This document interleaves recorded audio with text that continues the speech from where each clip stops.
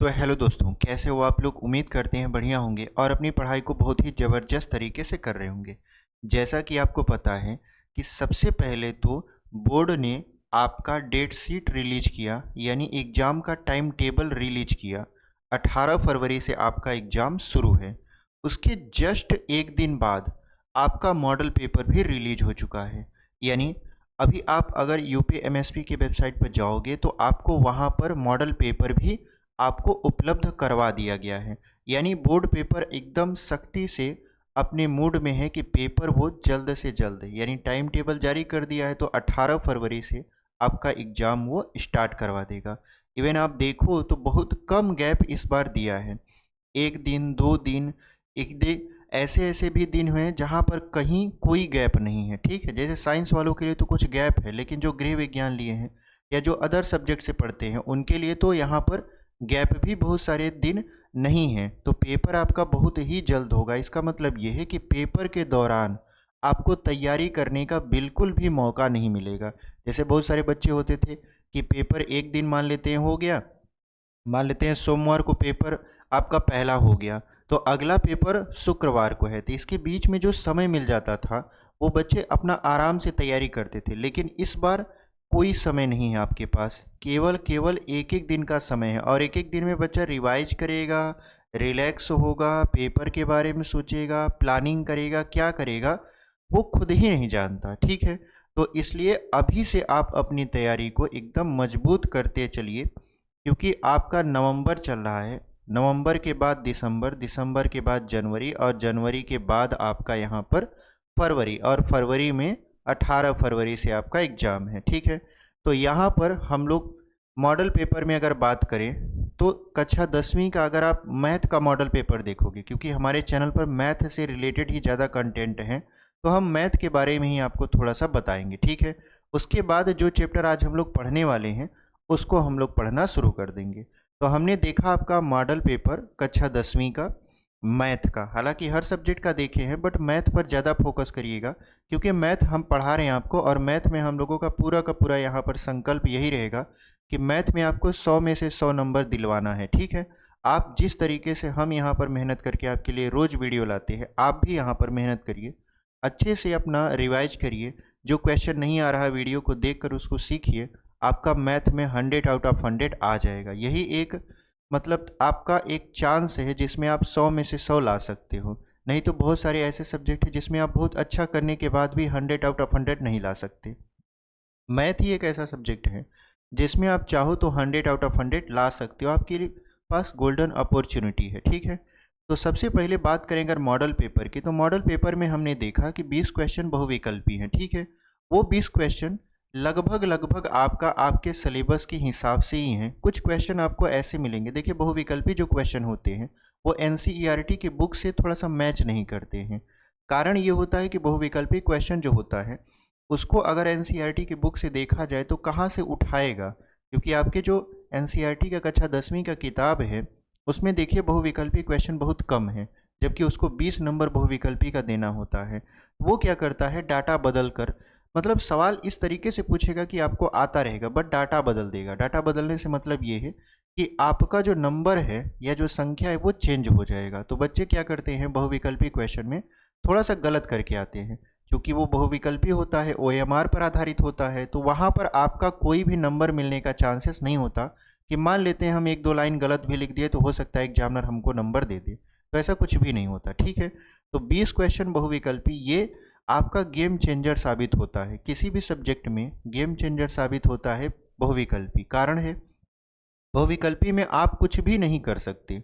अगर आपने B option tick किया है और आपका ऑप्शन नंबर सी है तो 100% श्योर है कि वो आपका गलत ही होगा, सही नहीं होगा। जबकि अगर मान लेते हैं लिखित पेपर है तो वहाँ पर हो सकता है आपने ए प्लस बी का होल स्क्वायर लिखा, तो ए प्लस बी के होल स्क्वायर में कहीं मान लेते हैं थोड़ा बहुत मिस्टेक कर दिए तो आंसर आपका सही आ गया है, तो एग्जामिनर करता क्या है कि वो आपको नंबर दे देता है। ठीक है, लेकिन इसमें चूंकि ये मशीन से काफ़ी चेक होता है, ओएमआर जो होता है पूरा मशीन से चेक होता है, तो वहाँ पर जो मशीन होती है एकदम एक्यूरेसी के साथ चेक करती है, एकदम सटीकता के साथ। 20 में से अगर आपका 20 सही है तो आपको 20 नंबर मिलेगा, अगर आपका 15 सही है तो 15 ही मिलेगा, ऐसा नहीं है कि 16 हो जाएगा। तो 20 नंबर जो है इस पर आपको थोड़ा सा ज़्यादा फोकस करना है, ठीक है। कैसे तैयारी करवानी है, जब हम प्रैक्टिस सेट चलाएंगे, क्योंकि अभी तो हम लोग पढ़ रहे हैं, जब हम लोग प्रैक्टिस सेट चलाएंगे तो वह वैकल्पिक क्वेश्चन हर दिन हम 20 ठो करवाएंगे, ठीक है, ताकि आपका प्रैक्टिस बना रहे। बाकी 2 नंबर 4 नंबर 6 नंबर के क्वेश्चन तो चलते रहेंगे, ठीक है। उसके बाद 2 नंबर 4 नंबर और 6 नंबर क्वेश्चन हमने देखा, कोई भी क्वेश्चन ऐसा नहीं था जो आपके किताब से बाहर आया हो, यानी सारा का सारा क्वेश्चन आपकी किताब से ही आया था।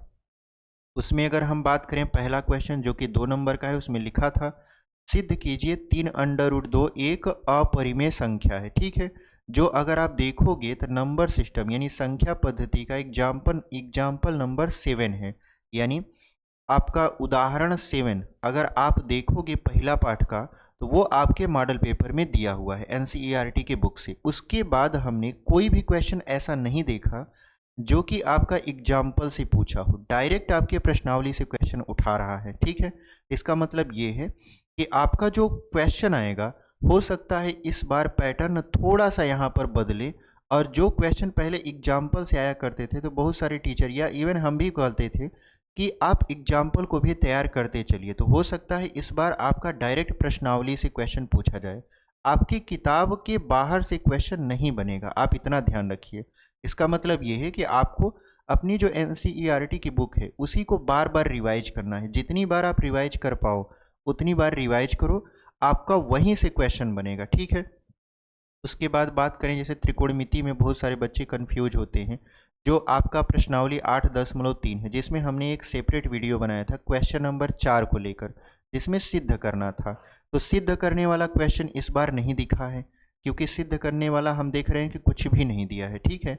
उसके बाद अगर हम बात करें इसका, क्या बोलते हैं यहाँ पर, त्रिभुज का, त्रिभुज में हम लोग पढ़ाते थे समरूपता क्या होता है, समरूपता हमने यहाँ पर पूरा आपको बताया है, यानी प्रश्नावली 6.1 6.2 6.3 ऐसे कुछ करके था, वहाँ पर हमने देखा बहुत ज़्यादा मेजर जो क्वेश्चन है वहाँ से उठाया नहीं है। एक क्वेश्चन था वही समलंब वाला, जिसमें OA बटा OB बटा बराबर OC बटा OD ऐसे कुछ करके सिद्ध करना था, ठीक है।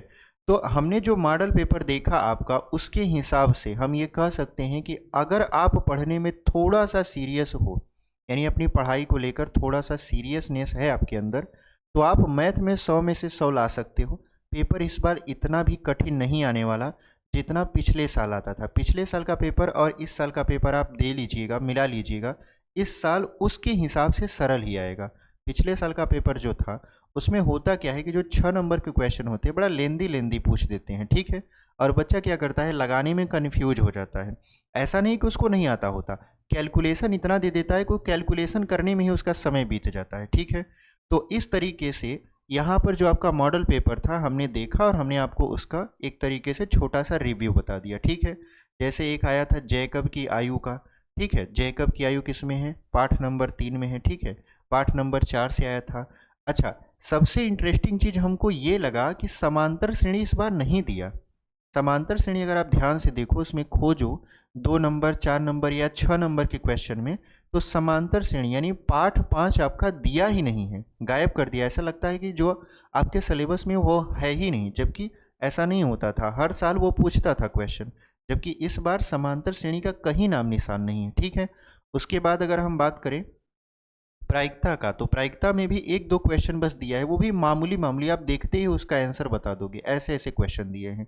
इसका मतलब ये है कि कुल मिला जुला कर निष्कर्ष यही निकाला जा सकता है कि जो जो चैप्टर आपका दिया हुआ है मॉडल पेपर में, आप उस चैप्टर को ध्यान से देखिए, और जिस प्रश्नावली से क्वेश्चन मैच कर रहा है, आप मॉडल पेपर ओपन कर लीजिए, अपनी किताब ओपन कर लीजिए, और मॉडल पेपर से क्वेश्चन मिलाते जाइए, 2 नंबर 4 नंबर और 6 नंबर का, और फिर टिक करते चले जाइए। आपको पता लगेगा कि कौन से प्रश्नावली का क्वेश्चन पूछा है, उससे रिलेटेड या उस प्रश्नावली का जो क्वेश्चन है उसको आप लगाना शुरू कर दीजिए। वो आपसे मिस नहीं होना चाहिए, क्योंकि मॉडल पेपर का 2 या 4 नंबर का क्वेश्चन हर साल जो मॉडल पेपर में दिया है एग्जैक्ट वही पूछ लेता है।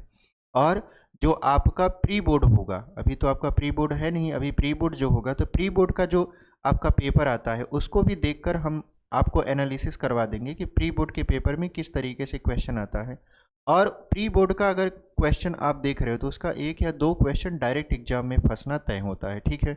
तो चलिए, ये था एक तरीके से एक छोटा सा ओवरव्यू आपके मॉडल पेपर पर। पढ़ाई एकदम जारी रखिए, आराम से पढ़िए, कोई दिक्कत नहीं है। हम लोग यहाँ पर आज शुरू करने वाले हैं आपका पाठ 10, क्योंकि पाठ 9 जो था ऊंचाई दूरी यानी त्रिकोणमिति के कुछ अनुप्रयोग, उसको हमने बहुत ही बेहतरीन तरीके से समाप्त करवा दिया था। तो आज हम लोग पढ़ेंगे पाठ 10 वृत्त, जिसको बोलते हैं सर्कल, ठीक है। तो सर्कल क्या होता है पहले उसके बारे में हम आपको बताएंगे। त्रिज्या, जीवा, परिधि, ये सारी चीज़ों को बताते हुए फिर आपका क्वेश्चन सॉल्व करवाएंगे, ठीक है। और अगर अभी तक चैनल को आपने सब्सक्राइब नहीं किया है तो चैनल को सब्सक्राइब कर लीजिए, क्योंकि हम आपके लिए ऐसे लगातार कंटेंट लेकर आते रहते हैं, ठीक है। तो चलिए, यहाँ पर हम बात करते हैं पाठ 10 यानी लेसन 10, जिसका नाम है सर्कल यानी वृत्त। आज हम लोग बात करने वाले हैं वृत्त के बारे में। तो सबसे पहले आपके मन में यही आएगा कि सर सर्कल क्या होता है, यानी वृत्त क्या होता है।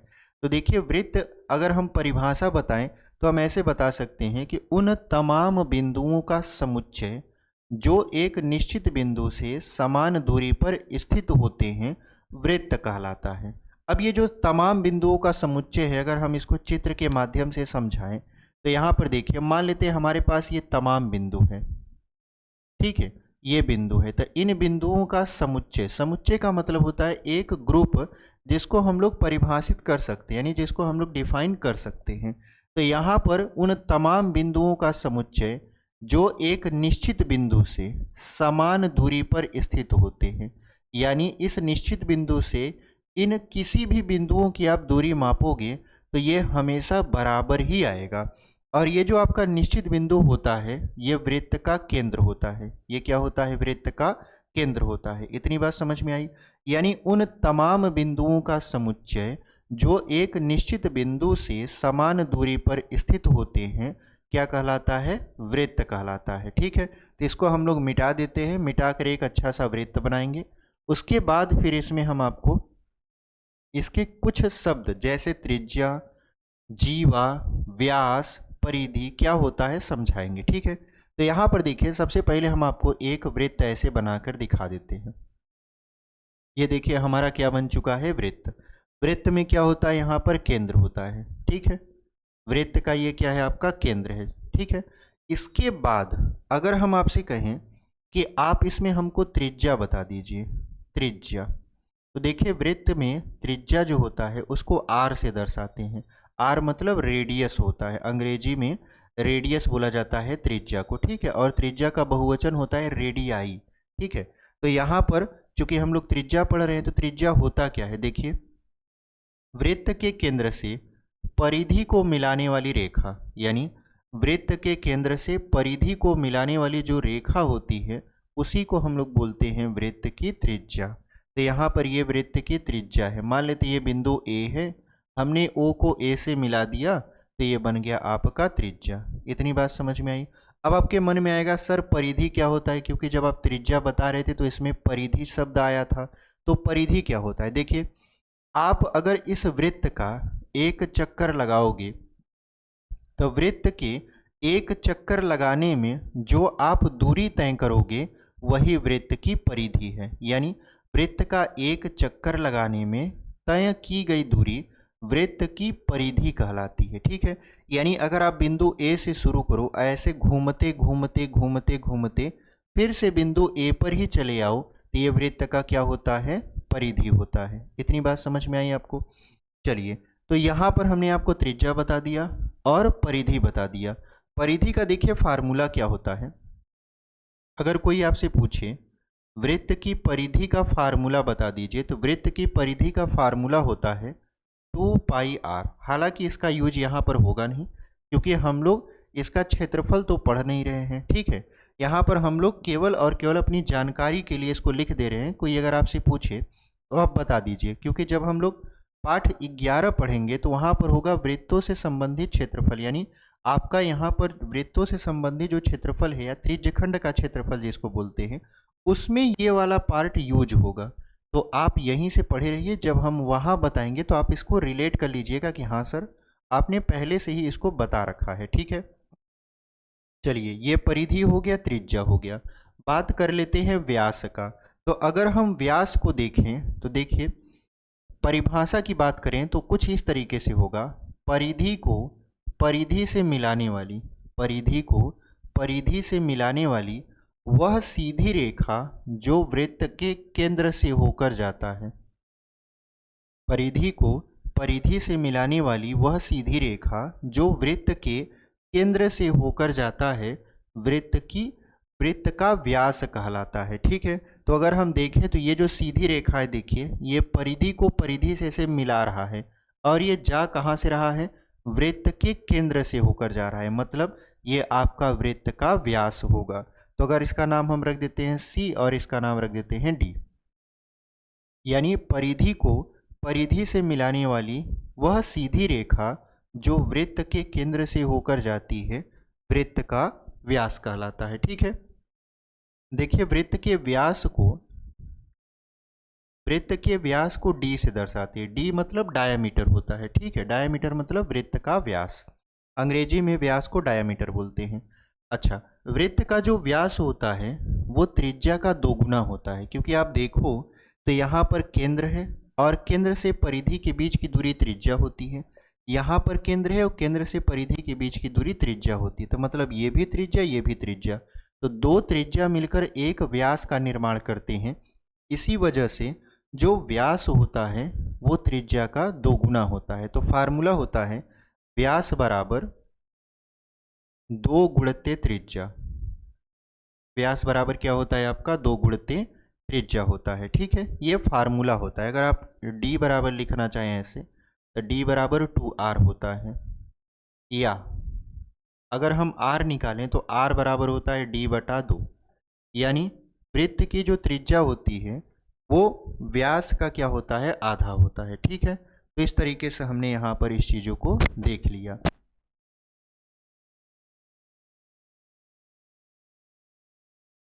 चलिए कोई बात नहीं, यहाँ पर क्योंकि सर्दी का सीजन है तो खांसी आना मतलब अनिवार्य टाइप का हो जाता है। ठीक है, तो चलिए यहाँ पर हमने आपको समझा दिया वृत्त का व्यास। वृत्त का व्यास क्या होता है, त्रिज्या का दोगुना होता है। त्रिज्या क्या होता है, वृत्त के व्यास का आधा होता है। ठीक है, तो इस तरीके से हमने यहाँ पर आपको त्रिज्या, व्यास, परिधि, वृत्त क्या होता है समझा दिया। ठीक है, अब बात कर लेते हैं जीवा की। अब बात कर लेते हैं यहाँ पर जीवा की। ठीक है, जीवा क्या होता है, देखिए जीवा जो होता है वो भी, यानी जीवा की जो परिभाषा है वो भी परिभाषा जस्ट व्यास की तरह ही होता है, बट मतलब यहाँ पर अंतर सिर्फ इतना होता है कि जो जीवा होता है वो वृत्त के केंद्र से अगर होकर चला जाएगा तो वो वृत्त का व्यास कहलाएगा, बट अगर केंद्र से होकर नहीं गया तो उसको जीवा बोल देते हैं। ठीक है, जैसे अगर हम इसकी परिभाषा बताएं तब परिधि को परिधि से मिलाने वाली, जैसे यहाँ पर ये भी परिधि है ये भी परिधि है, तो परिधि को परिधि से मिलाने वाली सीधी रेखा वृत्त की जीवा कहलाती है। आपका अगर हम परिभाषा बताएं तो हमने क्या बताया आपको, परिधि को परिधि से मिलाने वाला, जैसे मान लेते हैं परिधि पर बिंदु ई है, ई परिधि पर बिंदु एफ है, तब परिधि को परिधि से मिलाने वाली सीधी रेखा वृत्त की जीवा कहलाती है। अगर इसमें एक शब्द और जोड़ दें कि ये वृत्त के केंद्र से होकर जाता है, तब वही जीवा वृत्त का व्यास बन जाता है। ठीक है, लेकिन अगर वो केंद्र से होकर नहीं जा रहा है तब वो बनेगा जीवा। यानी ये जो आपका व्यास दिख रहा है, व्यास की परिभाषा भी तो हमने यही बताया, परिधि से परिधि को मिलाने वाली सीधी रेखा, बट उसमें हमने एक शब्द जोड़ दिया, सीधी रेखा जो वृत्त के केंद्र से होकर जाता है।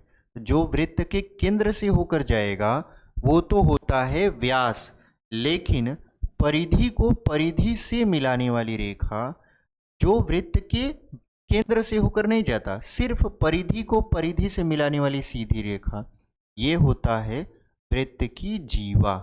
इतनी बात समझ में आई। अब चलिए थोड़ा सा जीवा के बारे में और पढ़ लेते हैं। ठीक है, देखिए अगर हम मान लेते हैं हमारे पास एक सर्कल है, यानी एक तरीके से वृत्त है जिसका केंद्र है O, और आपने ऐसे जीवा खींच दिया जिसका नाम है AB। ठीक है, तो अगर आप वृत्त के केंद्र से इस जीवा पर लंब डालते हो, जैसे हमने ओ से यानी वृत्त के केंद्र से जीवा पर लंब डाल दिया और इसकी लंबाई मान लेते हैं ओडी हो गया, यानी जो ओडी है ये लंब है आपका किस पर, ए बी पर। तो जो ओडी है अगर वो लंब है, ऐसे लिख देते हैं ओडी लंब है ए बी पर, तब प्रमेय क्या कहता है। अभी आपको प्रमेय सिखाएंगे, फिलहाल ये प्रमेय आप जान लीजिए, बड़ा काम का है। यानी वृत्त की जीवा को केंद्र से जो मिलाने वाली रेखा है, अगर वो जीवा पर लंब है तो वो जीवा को दो बराबर भागों में बांटेगा। यानी अगर ओडी जो है, ओडी लंब है ए बी पर, लंब है से मतलब 90 अंश का कोण बनाता हुआ ये रेखा खींचा गया है, तब ये जो जीवा है ये दो बराबर भागों में बंट जाएगा। कैसे, आप देखो यहाँ पर ए डी, जितना ए डी होगा उतना ही हो जाएगा डी बी। ये आपका एक प्रमेय है, इसको ध्यान रखिएगा, ठीक है। बहुत बार क्या होता है कि ये प्रमेय ही सिद्ध करने के लिए दे देता है। जैसे कक्षा 9वीं में आपने पढ़ा होगा कि दो आपका ये कक्षा 9 में भी वृत्त है, अगर आपने वहाँ पढ़ा होगा तो वहाँ पर आपको शायद 9.1 में 2 सवाल मिले होंगे जिसको आपने सिद्ध किया होगा। उसका प्रमेय तो पढ़ा ही होगा लेकिन उस प्रमेय को ही सिद्ध किया होगा। तो यहाँ पर ये प्रमेय हम चाहे तो सिद्ध करवा दें कि ये कैसे बराबर होते हैं, बट आपको सिर्फ इतना ही जानना है कि अगर जीवा पर लंब कोई खींचा गया है और वो केंद्र से खींचा गया है, वो जीवा को दो बराबर भागों में बांटता है। तो प्रमेय बनता है जीवा पर या केंद्र से जीवा पर डाला गया लंब जीवा को दो बराबर भागों में बांटता है, ठीक है। ये आपका प्रमेय बनता है। तो इस तरीके से हमने ये प्रमेय देख लिया। अब जो किताब में है, यहाँ पर किताब का प्रमेय बता देते हैं। किताब के प्रमेय को बताने से पहले हम आपको एक चीज़ और बता देते हैं। एक चीज़ और क्या बता दें, देखिए स्पर्श रेखा के बारे में थोड़ा सा जान लीजिए। स्पर्श रेखा क्या होता है, ठीक है। देखिए यहाँ पर दो तीन चीज़ें हैं जिसको आपको बताना है। एक है स्पर्श रेखा, एक है आपका छेदक रेखा, छेदक रेखा, ठीक है। एक है आपका स्पर्श बिंदु, स्पर्श बिंदु। तो यहाँ पर ये तीन चीज़ें अगर आप जान गए तो आप प्रश्नावली 10.1 को बहुत ही आसानी से लगा सकते हो, ठीक है। तो यहाँ पर स्पर्श रेखा, छेदक रेखा और स्पर्श बिंदु क्या होता है, ये चीज़ें हम आपको समझा देते हैं। ये वाला समझ में आ गया होगा, उम्मीद करते हैं आपको।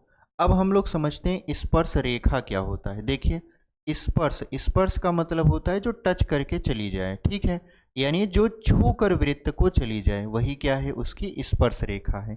जैसे अगर हम बात करें परिभाषा की, तो आप परिभाषा ऐसे बना के दे सकते हो कि वह रेखा जो वृत्त को केवल और केवल एक बिंदु पर स्पर्श करती है, स्पर्श रेखा कहलाती है। यानी अगर हम इसमें चित्र खींचें तो आप देखो इस तरीके से, ये जो रेखा हमने खींचा ये वाली, इसका नाम रख देते हैं, मान लेते हैं सी रख देते हैं और डी रख देते हैं, ठीक है। ये जो हमने एक सी डी रेखा खींचा, ये वृत्त को यहाँ पर देखिए स्पर्श करते हुए जा रहा है, ठीक है। मान लेते हैं ये बिंदु ई पर क्या कर दिया, स्पर्श कर दिया।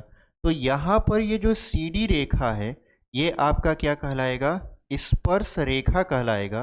क्यों, क्योंकि ये वृत्त को एक बिंदु पर स्पर्श कर रहा है। इतनी बात समझ में आई। स्पर्श बिंदु क्या होता है, वह बिंदु जिसको स्पर्श रेखा स्पर्श करते हुए निकल जाती है।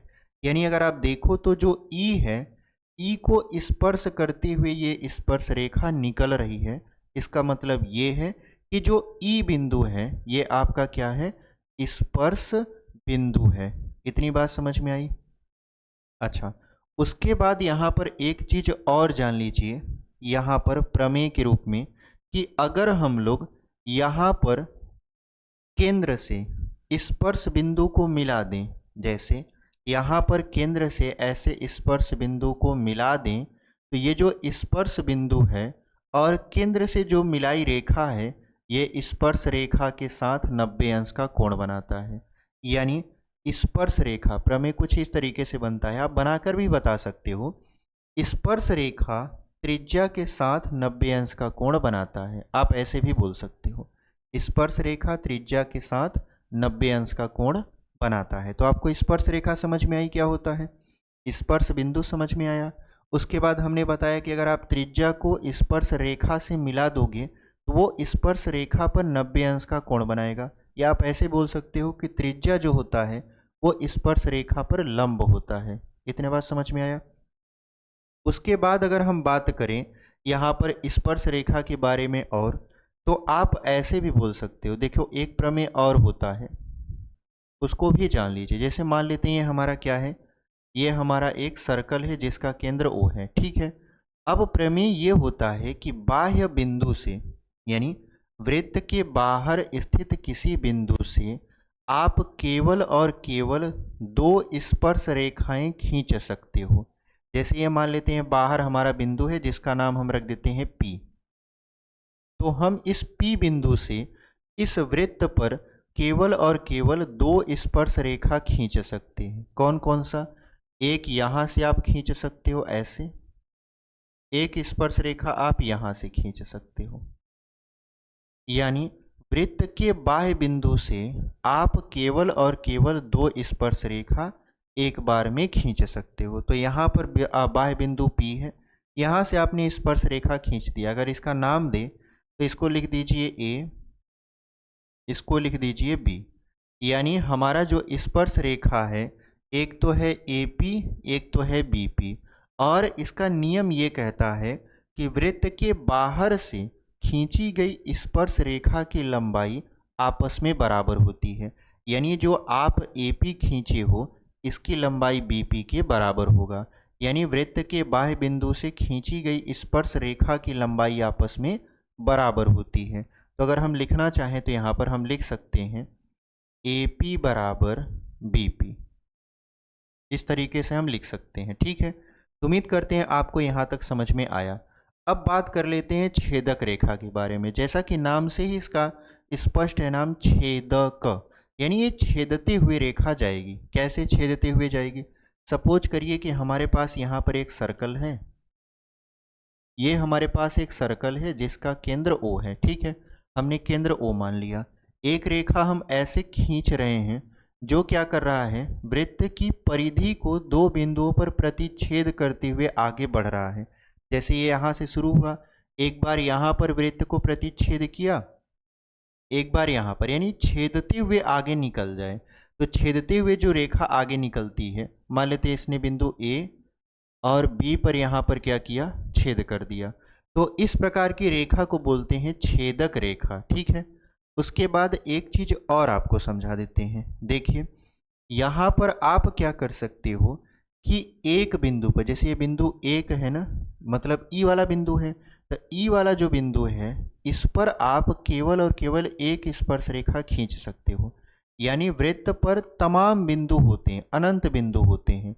तो आप एक बिंदु पर एक स्पर्श रेखा खींचोगे तो अनंत बिंदु होते हैं, तो आप कितनी स्पर्श रेखा एक वृत्त पर खींच सकते हो, तो आपका जवाब होगा अनंत। यानी एक वृत्त पर कितनी स्पर्श रेखाएं खींची जा सकती हैं, तो आपका जवाब होना चाहिए अनंत स्पर्श रेखाएं खींची जा सकती हैं। इतनी बात समझ में आई आपको। उसके बाद यहाँ पर दो स्पर्श रेखाएं एक दूसरे के समांतर हो सकती हैं। दो या दो से अधिक, यानी दो से अधिक स्पर्श रेखाएं एक दूसरे के समांतर नहीं हो सकती। जैसे अगर हम आपको चित्र में समझाएं, सपोज कर लीजिए यहाँ पर ये हमारा सर्कल है, ठीक है। हमने एक स्पर्श रेखा यहाँ खींचा, तो इसके समांतर अगर हमको स्पर्श रेखा खींचना होगा तो इसके समांतर हम यहाँ पर ऐसे स्पर्श रेखा खींच सकते हैं। इसके अलावा आप यहाँ पर स्पर्श रेखा नहीं खींच सकते। फिर से अगर आप स्पर्श रेखा इधर वाला खींचना चाहो, सपोज करो कि सर हम देखिए ये वाला बराबर दिखाना चाह रहे हैं, तो आप ये स्पर्श रेखा खींच सकते हो इस तरीके से।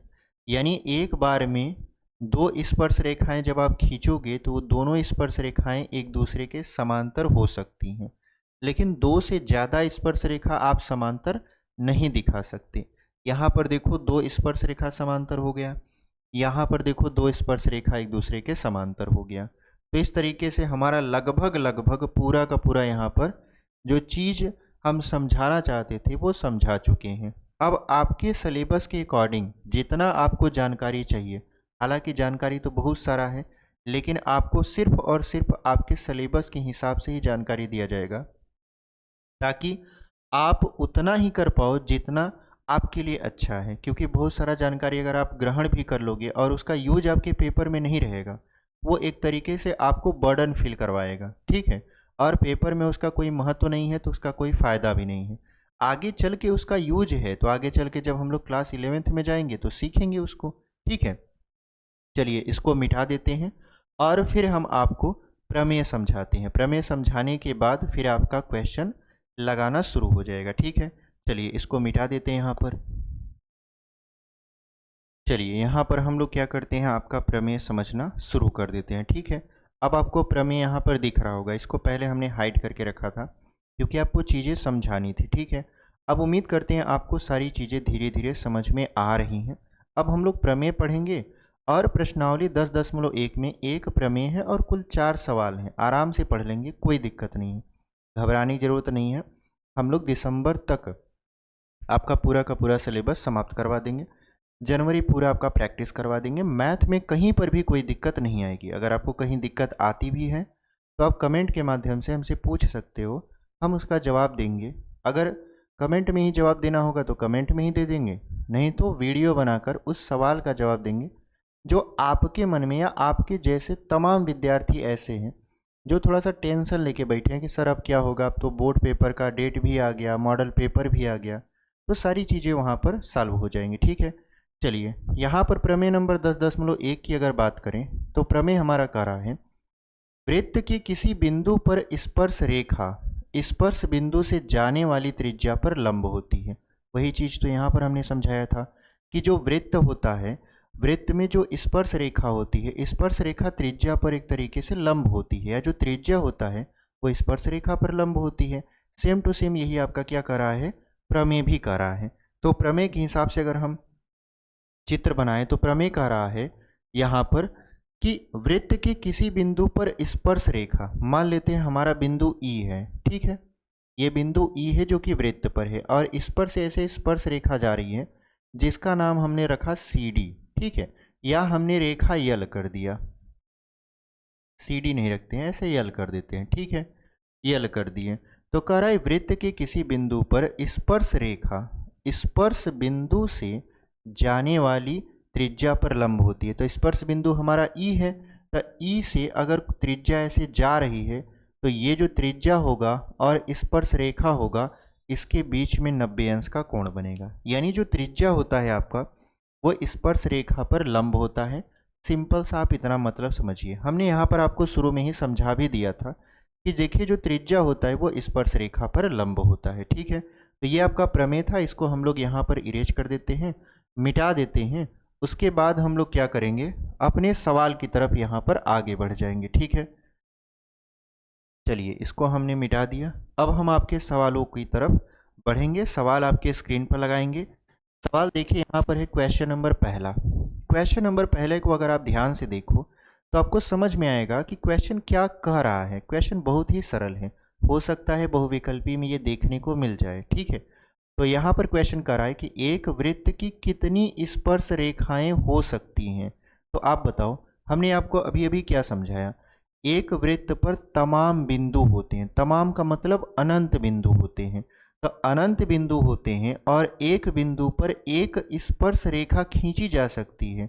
तो आप अपने से बताओ, अनंत बिंदु हैं तो अनंत बिंदु पर कितनी स्पर्श रेखाएं खींची जा सकती हैं। आप कहोगे सर अनंत स्पर्श रेखाएं खींची जा सकती हैं, यानी एक वृत्त की कितनी स्पर्श रेखाएं हो सकती हैं। तो आपका सिंपल सा जवाब होना चाहिए अनंत। आपका सिंपल सा जवाब क्या होना चाहिए, अनंत होना चाहिए।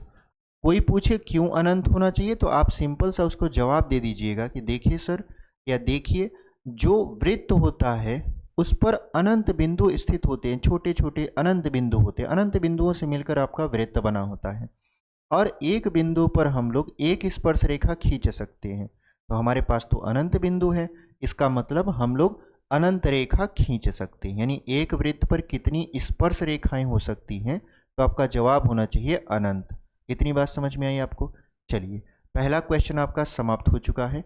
दूसरा क्वेश्चन आपके स्क्रीन पर लगा देते हैं। पहले का जवाब सिंपल सा है, अनंत। ठीक है, दूसरा क्वेश्चन यहाँ पर देखिए, दूसरा क्वेश्चन आपके स्क्रीन पर लग गया है, जिसमें है फिलिंग द ब्लैंक्स, यानी आपको भरना है। अब क्या भरना है, यहाँ पर पढ़ पढ़ के हम लोग बारी बारी से भरते हुए चले जाएंगे। क्वेश्चन नंबर दूसरा का अगर पहला क्वेश्चन पढ़ें तो कह रहा है किसी वृत्त की स्पर्श रेखा उसे बिंदुओं पर प्रतिच्छेद करती है। तो आप ये बताओ, एक वृत्त की स्पर्श रेखा वृत्त को कितने बिंदुओं पर प्रतिच्छेद करेगी?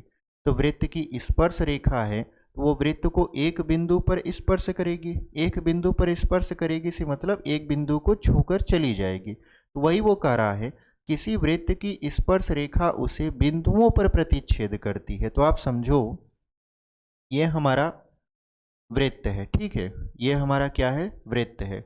काफ़ी परफेक्ट सर्कल बना है। ठीक है, तो यहाँ पर देखिए, मान लेते हैं कि ये हमारा एक बिंदु ई है और इस पर एक स्पर्श रेखा यल खींचा गया है। तो आप बताओ, ये जो स्पर्श रेखा है ये कितने बिंदु को स्पर्श कर रहा है? एक ही बिंदु को, जिसका नाम हमने यहाँ पर ई दिया है। इसका मतलब ये है कि जो क्वेश्चन नंबर दूसरा का पहला है उसमें क्या भरा जाना चाहिए, एक भरा जाना चाहिए। यानी किसी वृत्त की स्पर्श रेखा उसे एक बिंदु पर प्रतिच्छेद करती है। केवल और केवल कितने बिंदु पर? एक बिंदु पर। अगर वो दो बिंदु पर प्रतिच्छेद करने लगी तब वो स्पर्श रेखा नहीं होगा, तब वो होगा आपका छेदक रेखा। ठीक है, जबकि हम लोग क्या पढ़ रहे हैं, स्पर्श रेखा। तो पहले में आप क्या भरोगे, एक भर दोगे। तो यहाँ पर क्वेश्चन नंबर दूसरा का पहला में आप क्या भर दोगे, एक भर दोगे। ठीक है, उसके बाद दूसरा क्वेश्चन देखिए क्या कह रहा है, वृत्त को दो बिंदुओं पर प्रतिच्छेद करने वाली रेखा को कहते हैं। तो आप बताओ, वृत्त को दो बिंदुओं पर ऐसे प्रतिच्छेद करती हुई जा रही है ये जो रेखा, इसका नाम क्या होगा? सिंपल सा नाम है छेदक रेखा, क्योंकि अभी हमने आपको बताया एक ऐसी रेखा जो वृत्त को दो बिंदुओं पर प्रतिच्छेद करती हुई निकल जाए तो वो छेदक रेखा कहलाती है। तो दूसरा का जो जवाब होगा वो क्या होगा आपका, यहाँ पर छेदक रेखा। छेदक रेखा, इतनी बात समझ में आई आपको? यानी वृत्त को दो बिंदुओं पर प्रतिच्छेद करने वाली रेखा छेदक रेखा कहलाती है, या उसे हम लोग छेदक रेखा कहते हैं। अब क्वेश्चन नंबर तीसरा पढ़िए। कह रहा है कि एक वृत्त की समांतर स्पर्श रेखाएं हो सकती हैं। तो आप ये बताओ, एक वृत्त की कितनी समांतर स्पर्श रेखाएं हो सकती हैं? तो अभी हमने आपको चित्र बनाकर बताया था कि देखिए, एक वृत्त की दो समांतर स्पर्श रेखाएं हो सकती हैं। ऐसे हमने चित्र बना के अभी अभी आपको समझाया भी है कि देखिए, एक वृत्त की एक समय में दो समांतर रेखाएं हो सकती हैं। तो यहाँ पर आप भर दीजिएगा, तीसरा वाले में दो। तीसरा वाले में क्या जवाब होना चाहिए आपका, दो होना चाहिए। इतनी बात समझ में आई आपको? उसके बाद देखिए, अगला जो हमारा क्वेश्चन है वो क्या कह रहा है, वृत्त तथा उसकी स्पर्श रेखा के उभयनिष्ठ बिंदु को कहते हैं। तो आप ये बताओ, वृत्त तथा स्पर्श रेखा के उभयनिष्ठ बिंदु को क्या कहोगे? ये देखो, वृत्त है, ये स्पर्श रेखा, ये इसका उभयनिष्ठ बिंदु ई है जिसको हमने यहाँ पे रखा है। तो इसको आप क्या नाम दोगे? इसका नाम है स्पर्श बिंदु। यानी वृत्त तथा स्पर्श रेखा को जो बीच में ऐसे स्पर्श करवाता है, जैसे मान लेते हैं हम इसका नाम ई रख दिए, तो ये जो ई है आपका, ये क्या है, स्पर्श बिंदु है। यानी वृत्त तथा उसकी स्पर्श रेखा के उभयनिष्ठ बिंदु को, वृत्त तथा उसकी स्पर्श रेखा के उभयनिष्ठ बिंदु को स्पर्श बिंदु कहते हैं। तो यहाँ पर आपका जवाब होना चाहिए चौथा वाले में स्पर्श बिंदु। आप यहाँ पे लिख भी दीजिए स्पर्श बिंदु। इतनी बात समझ में आई? यानी क्वेश्चन नंबर दूसरा अब हमारा पूरी तरीके से समाप्त हो चुका है। ठीक है, तो उम्मीद करते हैं आपको यहाँ तक चीज़ें समझ में आई हैं। चलिए हम लोग बढ़ जाते हैं क्वेश्चन नंबर तीसरा की तरफ। क्वेश्चन नंबर तीसरा फिर चौथा, इसको हम लोग यहाँ पर इरेज करेंगे और उसके बाद इसको मिटाकर फिर क्वेश्चन नंबर तीसरा हम आपको समझा देते हैं, ठीक है। चलिए, यहाँ पर हम लोग बात कर लेंगे क्वेश्चन नंबर तीसरा का। तो क्वेश्चन नंबर तीसरा आपके स्क्रीन पर यहाँ पर लगा देते हैं। क्वेश्चन नंबर तीसरा हमसे क्या कह रहा है? क्वेश्चन नंबर तीसरा कह रहा है कि 5 सेमी त्रिज्या वाले एक वृत्त के बिंदु P पर स्पर्श रेखा PQ केंद्र O से जाने वाली एक रेखा से बिंदु Q पर इस प्रकार मिलती है कि OQ बराबर है 12 सेंटीमीटर। PQ की लंबाई बता दीजिए। तब PQ की लंबाई हमसे क्या किया जा रहा है?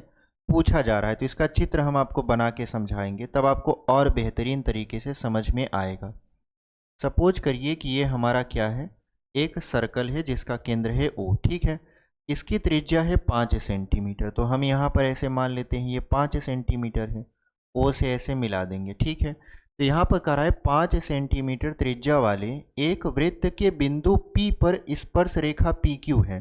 तो एक बिंदु P यहाँ पर मान लेंगे और यहाँ से ऐसे स्पर्श रेखा खींचेंगे और यहाँ पर ये Q है, ठीक है। ये स्पर्श रेखा PQ है। अगर कह रहा है OQ को ऐसे मिला दिया जाए, ऐसे OQ को क्या किया जाए? मिला दिया जाए, तो जो OQ की लंबाई है वो है आपका 12 सेंटीमीटर। तो यहाँ पर ये हो जाएगा 12 सेंटीमीटर, ठीक है। ये त्रिज्या कितना है? 5 सेंटीमीटर। चित्र समझ में आया आपको? चित्र हमने कैसे बनाया है? फिर हमसे कह रहा है PQ की लंबाई बताइए। कहाँ पर है PQ? देखिए यहाँ पर है। PQ की लंबाई हमसे पूछा जा रहा है। हमें नहीं पता PQ की लंबाई कितना होगा, लेकिन अगर आप थोड़ा सा ध्यान से देखिए, इसको हम लोग सवाल को बहुत ही ईजी वे में लगा सकते हैं। कैसे? अगर आप देखो, थोड़ा सा प्रमेय को गौर करो, जो चीज़ें हम बताएं अगर आप उस पर थोड़ा सा जाओ तो आपको पता चलेगा कि ये देखिए स्पर्श रेखा है और स्पर्श रेखा त्रिज्या के साथ 90 अंश का कोण बनाता है। यानी जो त्रिज्या होती है वो स्पर्श रेखा पर लंब होती है। इसका मतलब यहाँ पर जो कोण बनेगा वो कितने अंश का बनेगा? 90 अंश का। जब ये कोण 90 अंश का बन गया तो इसके सामने की भुजा जो होगी वो कर्ण होगी। यानी इसके सामने की भुजा देखिए, ये 12 सेंटीमीटर वाला है, तो 12 सेंटीमीटर वाला क्या हो जाएगा? कर्ण हो जाएगा। और ये जो छोटी भुजा है ये लंब है, और ये जो आपका PQ है ये क्या बन जाएगा? आधार बन जाएगा। जब ये आधार बन जाएगा मतलब ये जो आपका त्रिभुज है OPQ, ये अब एक समकोण त्रिभुज बन चुका है, जिसमें समकोण के सामने वाली भुजा कर्ण है, ये छोटी वाली भुजा लंब है, और जो PQ है जिसका मान आपको निकालना है वो आपका आधार है। तो आप समझ चुके हो कि हमको आधार निकालना है, मतलब पाइथागोरस प्रमेय लगेगा। तो पाइथागोरस प्रमेय अगर आप लगाओगे, यहाँ पे लिख दोगे पाइथागोरस प्रमेय से, पाइथागोरस, उसके बाद यहाँ पर प्रमेय से। जब आप इसको ऐसे लिखोगे पाइथागोरस प्रमेय से, तो पाइथागोरस ने क्या बताया था आपको? कर्ण का स्क्वायर बराबर लंब का स्क्वायर प्लस आधार का स्क्वायर। ये फार्मूला होता है, ठीक है, समकोण त्रिभुज में। कर्ण का स्क्वायर बराबर लंब का स्क्वायर प्लस आधार का स्क्वायर। तो कर्ण आपको पता है कितना है? 12, तो 12 कर दीजिए। लंब आपको पता है 5, तो 5 कर दीजिए, 5 का स्क्वायर। आधार आपको नहीं पता, आधार है PQ, तो आप ऐसे PQ का ऐसे स्क्वायर कर दीजिए, ठीक है। यानी PQ का स्क्वायर, यहाँ कोष्टक लगा देते हैं ताकि PQ यहाँ पर आपको स्पष्ट दिखे। अब 12 का स्क्वायर कितना होता है? 144, इधर ही लगा देते हैं। 12 का स्क्वायर कितना होता है? 144 होता है। उसके बाद अगर आप ध्यान से देखो तो 5 का स्क्वायर है, तो 5 का स्क्वायर कितना हो जाएगा? 25, फिर प्लस यहाँ पर PQ का स्क्वायर, तो रख दीजिए PQ का स्क्वायर। ये जो 25 है, 25 को बराबर की इस तरफ लेकर आइए, तो ये बन जाएगा आपका -25। ये हो गया -25 बराबर PQ का स्क्वायर। अब 144 में से 25 को घटाएंगे तो देखिए 14 में से 5 जाएगा 9 बचेगा, 3 में से 2 जाएगा 1 बचेगा, यहाँ बचेगा 1, यानी 119 हो गया। जब ये 119 हो गया तो बराबर लिख दीजिए PQ का स्क्वायर। स्क्वायर जो है बराबर की इस तरफ आएगा तो ये वर्गमूल में कन्वर्ट हो जाएगा, ये हो जाएगा वर्गमूल में 119, ये PQ। यानी पी क्यू का मान आ गया अंडर रूट में 119। ठीक है, तो कौन सा विकल्प आपका सही है? ऑप्शन नंबर डी देखिए। ऑप्शन नंबर डी अगर आप किताब में आप देखोगे, यहाँ पर भी आपको दिख रहा होगा option number D 119 under root में लिखा हुआ है, और वही आपका आंसर हो जाएगा। यानी under root 119 is the answer. ठीक है, तो यहाँ पर ऑप्शन नंबर डी हमारा क्या हो जाएगा? सही उत्तर हो जाएगा। चलिए इसको हम लोग यहाँ पर मिटा देते हैं, और उम्मीद करते हैं कि आपको ये सवाल समझ में आया होगा। ठीक है, इसको हम लोग इरेज कर देंगे और बढ़ते हैं अपने अगले वाले क्वेश्चन में। इसको हम लोग यहाँ पर मिटा देते हैं। चलिए यहाँ पर क्वेश्चन नंबर चौथा। क्वेश्चन नंबर चौथा आपसे क्या कह रहा है? कह रहा है कि एक वृत्त खींचिए और एक दी गई रेखा के समांतर दो ऐसी रेखाएं खींचिए कि उनमें से एक स्पर्श रेखा हो तथा दूसरी छेदक रेखा हो। देखिए ये रचना से रिलेटेड क्वेश्चन पूछ लिया आपसे। ठीक है, हालांकि पहले आपके चैप्टर में रचना हुआ करता था, यानी पहले आपका एनसीईआरटी की बुक जो था उसमें रचना नाम से एक चैप्टर ही था, बट वो ख़त्म कर दिया। ठीक है, अब यहाँ पर जो एक सवाल दिया है ये रचना का है, यानी आपको रचना करनी है। रचना कैसे करनी है सर? आपका ये जो पटरी प्रकार होता है उसकी सहायता से ये जो कह रहा है वही आपको बनाना है, वही आपका रचना है। कह रहा है कि एक वृत्त खींचिए। सपोज करिए कि आपने 5 सेंटीमीटर का एक चाप लिया, यानी 5 सेंटीमीटर की त्रिज्या लिया, और 5 सेंटीमीटर का त्रिज्या लेने के बाद ऐसे मान लेते हैं स्केल से आपने 5 सेंटीमीटर खींच दिया। उसके बाद यहाँ पर मान लेते हैं केंद्र ओ है। उसके बाद आपने क्या किया? गोला प्रकार जो होता है, गोला प्रकार में मान लेते हैं ये पेंसिल वाला पार्ट है और ये लोहे वाला पार्ट है। आपने क्या किया? ऐसे लगाया और घुमा दिया। घुमा दिया तो यहाँ पर 5 सेंटीमीटर का वृत्त खींचा गया। तो ये हो जाएगा, ऐसे मान लेते हैं हमने इसको ऐसे घुमा दिया तो ये 5 सेंटीमीटर का क्या बन गया? वृत्त बन गया। ठीक है, जैसे ये वृत्त बन गया तो कह रहा है कि इसमें एक दी गई रेखा के समांतर, अब यहाँ पर आपको एक अपने से रेखा खींच लेनी है। मान लेते हैं हमने ऐसे रेखा खींच लिया। ठीक है, ऐसे एक रेखा खींच लिया, इसका नाम रख देते हैं ए बी।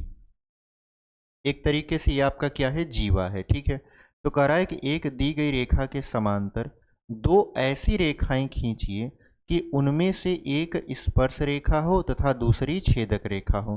तो जैसे मान लेते हैं हमने क्या किया, एक बिंदु यहाँ पर पी लिया, ऐसे पी। ठीक है, अब इस पी बिंदु पर हमको क्या करना है? स्पर्श रेखा खींचना है। तो हम क्या करेंगे? केंद्र से ऐसे स्केल से ऐसे केंद्र से इस पी बिंदु को मिला देंगे। मिला देंगे तो हम जानते हैं कि जो स्पर्श रेखा ये खींची जाएगी ये क्या होगा? ये त्रिज्या के साथ 90 अंश का कोण बनाएगा। तो मतलब हम लोग यहाँ पर पटरी प्रकार की सहायता से 90 अंश का कोण बनाएंगे। कैसे? आप जो पटरी प्रकार यानी जो गोला प्रकार होता है उसका थोड़ा सा यहाँ पर नोकी छोटा करोगे और इसको ऐसे खींच दोगे, यानी एक तरीके से यहाँ पर ऐसे गोला बना दोगे। ठीक है, ऐसे गोला बना दोगे। जब ये गोला बन गया तो जो लोहे वाली नोक होती है, लोहे वाली नोक यहाँ पर लगाओगे, और जो पेंसिल वाली नोक होती है उसको एक बार ऐसे काटोगे, एक बार ऐसे काटोगे। ठीक है, यहाँ इस तरफ एक बार ऐसे काटोगे, एक बार ऐसे काट दोगे। उसके बाद उसको डिस्टेंस को चेंज नहीं करना है, उतना ही डिस्टेंस लेना है जितना यहाँ पर काटे थे, और इस तरफ ऐसे मुंह घुमा दोगे। तो इस तरफ जैसे घुमा दोगे, सपोज करिए हम यहाँ पर इस तरीके से इसको घुमा दे रहे हैं, यहाँ पर ऐसे काटेंगे, ऐसे काट देंगे और ऐसे काट देंगे। ठीक है, तो मान लेते हैं आपने ऐसे क्या किया? 4 जगह पर काटा, 1 2 3 और 4 जगह पर। जब 4 जगह पर आप इसको ऐसे काट दिए, अब अगला स्टेप आपका क्या होना चाहिए? अगला स्टेप ये होना चाहिए कि जहाँ पर ये देखो कटान बिंदु है, यहाँ पर ये जो कटान बिंदु है, यहाँ पर आप क्या करोगे? जो आपका प्रकार है उसका लोहे वाला नोकी यहाँ पर लगाओगे, और जो डिस्टेंस आपने यहाँ पर शुरू में लिया था उसको थोड़ा सा कम करोगे, बहुत ज़्यादा नहीं, थोड़ा सा। जब थोड़ा सा आप कम करोगे तो यहाँ पर नोकी लगाकर ऐसे आगे काटोगे, ऐसे यहाँ पर काट दोगे, फिर वही दूरी चेंज नहीं करना है, यहाँ पर लगाओगे ऐसे काट दोगे, इस तरीके से ऐसे काट दोगे। ठीक है, सेम प्रक्रिया आप यहाँ पर लगा के, डिस्टेंस चेंज नहीं करना, यहाँ पर लगा के इधर काट दोगे, फिर यहाँ पर लगाकर इधर काट दोगे। काटने के बाद आप क्या करोगे? स्केल लेकर, यानी जो आपका इंची होता है उसको लेकर ऐसे मिला दोगे। जब आप इसको ऐसे मिलाओगे तो आपको ये जो स्पर्श रेखा मिला है और ये जो आपका ये क्या बोलते हैं जीवा आपने खींचा है, यानी एक अन्य रेखा खींचा है, ये दोनों एक दूसरे के लगभग लगभग क्या होंगे? समांतर होंगे। ठीक है, तो आपने स्पर्श रेखा तो खींचना सीख लिया, इसकी लंबाई L मान लेते हैं। तो स्पर्श रेखा हमने आपको खींचना बता दिया कि कैसे स्पर्श रेखा खींचा जाता है। दूसरा हमसे क्या पूछ रहा था कि इसकी छेदक रेखा भी खींचिए जो इसी के समांतर है। ठीक है, तो इसी के समांतर है तो छेदक रेखा खींचिए। तो आप क्या करिए, ऐसे डिस्टेंस लेकर यहाँ पर माप के एक रेखा ऐसे खींच दीजिए, जो क्या कर रहा है, यहाँ पर वृत्त को दो बिंदुओं पर प्रतिच्छेद करते हुए जा रहा है।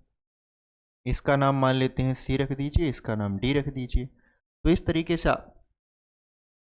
तरीके से आप क्या कर सकते हो, यहाँ पर छेदक रेखा और उसके बाद स्पर्श रेखा आराम से खींच सकते हो। ठीक है, तो प्रश्नावली 10.1 पूरी तरीके से समाप्त हुआ।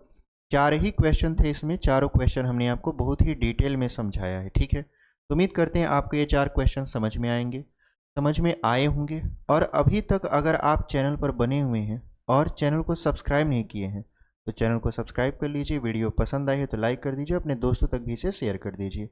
ऐसे ही पढ़ाई करते रहिए, हम आपके लिए लगातार ऐसे कंटेंट लेकर आते रहेंगे। ठीक है, और पढ़ाई करते हुए आप ऐसे ही आगे बढ़ते रहिए। मिलते हैं कल, जिसमें हम लोग डिस्कस करेंगे प्रश्नावली 10.2 को 2 पार्ट में डिस्कस करेंगे, क्योंकि उसमें सिद्ध करने के लिए भी कुछ चीज़ें हैं, तो हमको सिद्ध करवा के एकदम बेहतरीन तरीके से बताएंगे। ठीक है, चलिए यहाँ पर अभी हम लोग इस वीडियो को यहीं पर समाप्त कर देते हैं।